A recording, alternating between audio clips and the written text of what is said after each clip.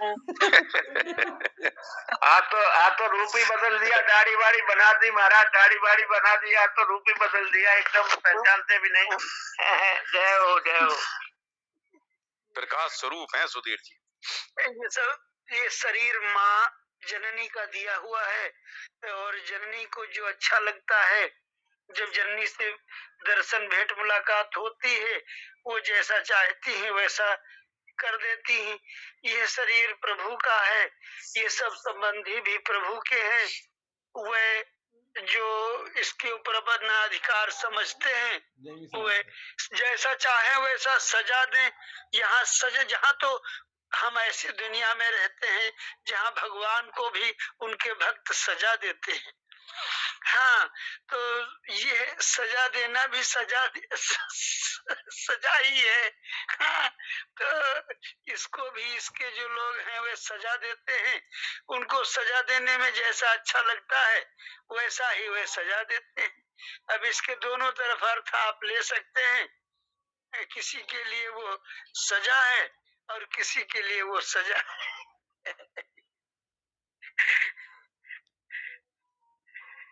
और भगवत नाम रूप लीला गुण धाम, अभी आपके द्वारा जो भगवत गुणानुवाद, भगवान की महिमा का जो आनंद अमृत बरस रहा था उसे हम सुन रहे थे, हमको बहुत अच्छा लगा। और यदि अब क्या कहें, अब इसमें उचित तो यही है कि भगवान की बताए हुए मार्ग से चला जाए। तो हम लोगों को लघु सिद्धांत, कौमुदी, रघुवंशम आदि ग्रंथ जो पढ़ाए जाते थे, रघुवंशम में एक श्लोक पढ़ा था, शैशवे अभ्यस्त विद्या नाम यौवने विशेषणाम वार्धके मुनिवृत्ति नाम योगे नान्ते तनुत्यजाम। जो शैशवे अभ्यस्त विद्या नाम, शैशवावस्था विद्या के लिए होती है। वो ऐसा नहीं सिर्फ ब्राह्मण के लिए ही नहीं, समस्त ब्राह्मण, क्षत्रिय, वैश्य, शूद्र, चारों वर्ण जो हमारे समाज के हैं, भगवान के शरीर के ये जो चारों अंग हैं समाज रूपी, वो चारों वर्णों के बालकों के लिए जो शैशवावस्था है वो अध्ययन के लिए है। जिन्होंने अध्ययन कर लिया है उनके लिए तो धारा प्रवाह पढ़ते चले जाओ, आनंद पूर्वक रस लेते हुए। कितना रस मेरी संस्कृत में है, उस आनंद पूर्वक जब भाव में भर कर पढ़ते हैं तो जैसा जिसकी बुद्धि ने ग्रहण किया है उस एक एक श्लोक के कई कई भाव हृदय में उतरते हैं। और जब अध्ययन नहीं किया है तो जो सामने वाला व्यक्ति है वो जो श्लोक बोला और उसका जो अर्थ उसने समझाया वही उसकी बुद्धि में आया। तो अध्ययन यानी मार्ग का जो सही तरीके से होना चाहिए अनुसरण, वो यदि बाल्यकाल से हुआ है, सन्मार्ग का पालन हुआ, सन्मार्ग यही जो प्रथम अभ्यास विद्या का हो, तो विद्या का अभ्यास जिनको है वो तो रस ले रहे हैं।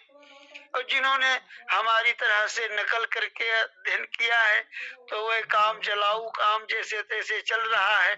और कुछ तो समाज में क्या कहें, भगवान के ही सब रूप हैं, परंतु अब क्या कहें, कुछ हैं जो अध्ययन नहीं भी करते हैं फिर भी अपने को आचार्य लिखते हैं, डिग्री पा गए हैं, तो वे तो कुछ बोल भी नहीं पाते हैं, देख करके भी शुद्ध तरीके से अर्थ वे क्या लगाएंगे, क्या समझेंगे अर्थ। परंतु ठीक है, भगवान का हिंदी में ही चलो, जैसा एक सुबह का भूला शाम को आ गया, तो भूला नहीं कहते हैं, ये तो उदारता है। परंतु दिन तो बेकार चला गया, शाम को वो आया शरण में तो वो दिन तो बेकार चला गया। ये जो जीवन है वो अंत में अपचेत सुदुराचारो भजते माम अनन्य भाग। हाँ, तो यदि स बहु नाम जन्म नाम मनते ज्ञानवान माम प्रपद्यते, तो वो एक ही बार में हो जाता, लेकिन नहीं, उतना घूमना पड़ा। हम उदाहरण वो अनुपमेय परमात्मा है, कैसे हम प्रयास करते हैं, सभी लोगों ने प्रयास किया है। हाँ, सब जानत प्रभु प्रभुता सोई, तदपि कहे बिन रहा न कोई। तो सभी कहते हैं और कहना ही चाहिए, इससे अपनी वाणी का जानो कल्याण कल्याण हो जाता है, उसका भला हो जाता है, पवित्र हो जाती है। वाणी को पवित्र करने के लिए तो आप लोग जो कुछ कहें हम वो चीज सुनाएं। हमको तो गजेंद्र मोक्ष बहुत अच्छा लगता है, राम रक्षा स्तोत्र बहुत अच्छा लगता है, गणेश अथर्व शीर्ष हम पढ़ा करते हैं, उससे भी अच्छा लगता है। क्या कहें, जो कुछ है भगवान ने पढ़ाया वो समझ में आता है तो बड़ा अच्छा लगता है। एक ही अंश आता होगा, शायद अंशांश भी होगा, अब कुछ अधिक नहीं, परंतु कुछ आता अच्छा तो लगता है, समझ में कुछ आता है। जैसे कि हम गणेश अथर्व शीर्ष सुनाते हैं। हरि ओम नमस्ते गणपतये त्वमेव प्रत्यक्षं तत्त्वमसि त्वमेव केवलं कर्तासि त्वमेव केवलं धर्तासि त्वमेव केवलं हर्तासि त्वमेव सर्वं खल्विदं ब्रह्मासि त्वं साक्षादात्मासि नित्यं ऋतं वच्मि सत्यं वच्मि त्वं माम् अवक्तारम् अवश्रोतारम्। हाँ, हमारी भी जो बोल रहा है, जो सुन रहा है, उसको भी अब मैंने रक्षा कर। अवधातारम अवदातारम अवानुचानम अवशिष्यम अव पश्चात्तात अव पुरस्तात अव चौतरातात। रक्षा करो अब माने अव दक्षिणातात अव च ऊर्ध्वातात अव अधरातात सर्वतो मां पाहि पाहि समन्तात। त्वं वाङ्मयस्त्वं चिन्मयः त्वं आनन्दमयस्त्वं ब्रह्ममयः त्वं सच्चिदानन्दाद्वितीयोऽसि त्वं प्रत्यक्षं ब्रह्मासि त्वं ज्ञानमयो विज्ञानमयोऽसि सर्वं जगदिदं त्वत्तो जायते सर्वं जगदिदं त्वत्तिष्ठति सर्वं जगदिदं त्वयि लयमेष्यति सर्वं जगदिदं त्वयि प्रत्येति त्वं भूमिरापो अनलो अनिलो नभः त्वं चत्वारि वाक्पदानि परापसन्ति मध्यमा वैखरी त्वं चत्वारि वाक्पदानि त्वं गुणत्रयातीतः त्वं कालत्रयातीतः त्वं देहत्रयातीतः त्वं अवस्थात्रयातीतः त्वं मूलाधारस्थितोऽसि नित्यं त्वं शक्तित्रयात्मकः त्वां योगिनो ध्यायन्ति नित्यम् त्वं ब्रह्मा त्वं विष्णुस् त्वं रुद्रस् त्वं इन्द्रस् त्वं अग्निस् त्वं वायुस् त्वं सूर्यस् त्वं चंद्रमास् त्वं ब्रह्म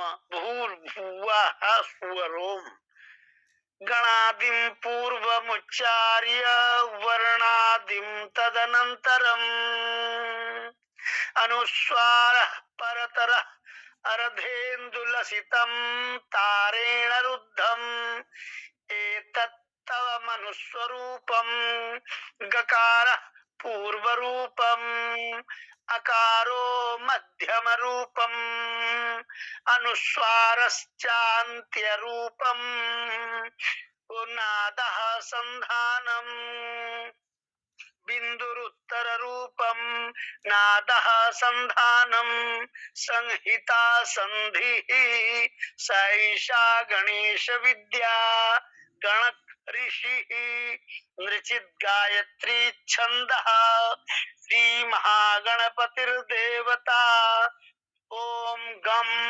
गणपतये नमः एकदंताय विद्महे वक्रतुंडाय धीमहि तन्नो दन्ति प्रचोदयात् एकदन्तं चतुर्हस्तं पासं अंकुशधारिणं रदं च वरदं हस्तैर्विभ्राणं मूषकध्वजं। गणेश जी का जो झंडा है उसमें चूहे की आकृति बनी होती है, भोले बाबा के झंडे में बैल की आकृति बनी होती है, विष्णु भगवान के झंडे में गरुड़ की आकृति बनी होती है। हाँ, तो मूषक ध्वजम रक्तम लंबोदरम शूर्पकर्णकम रक्तवाससम रक्तगंधानुलिप्तांगम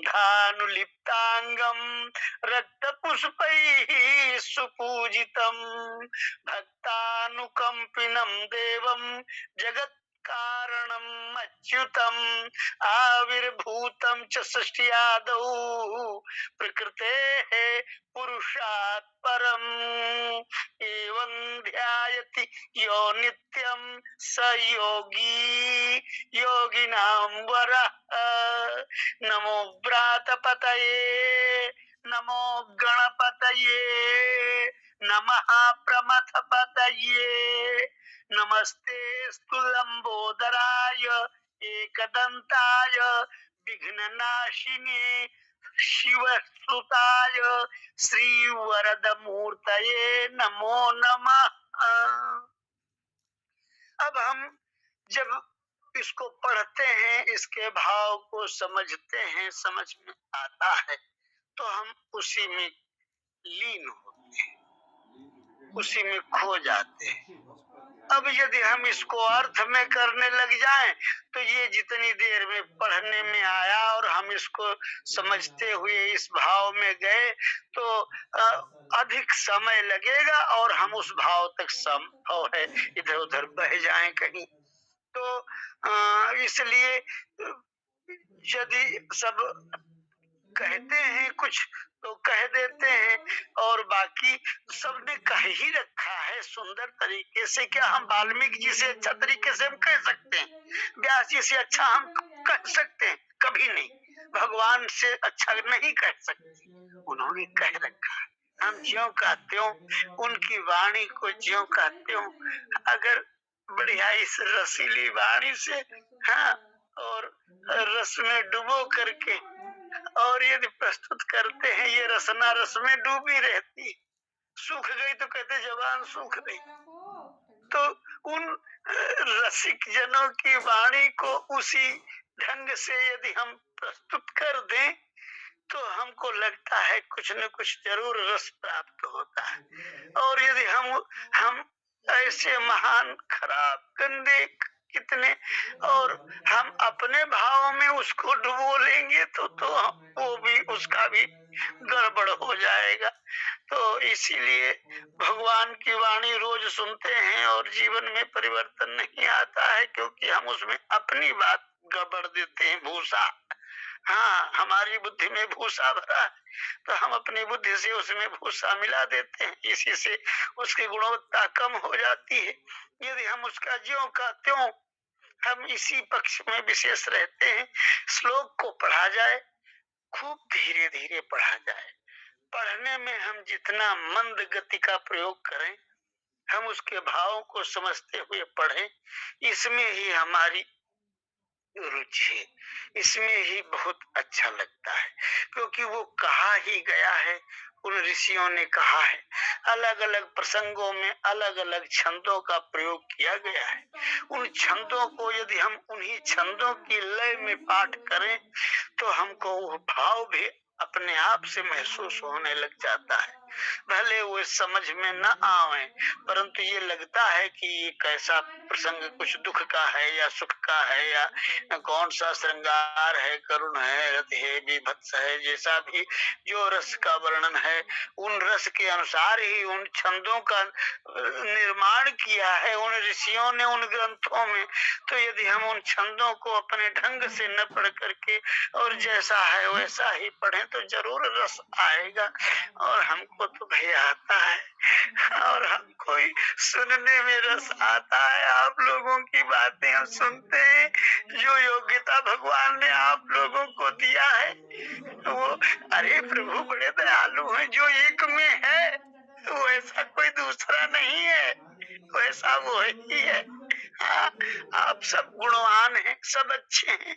आंख का अपना काम, नाक का अपना, कान का अपना, ये सब मिलकर सब शरीर का संचालन करते हैं। आप सभी लोग अपनी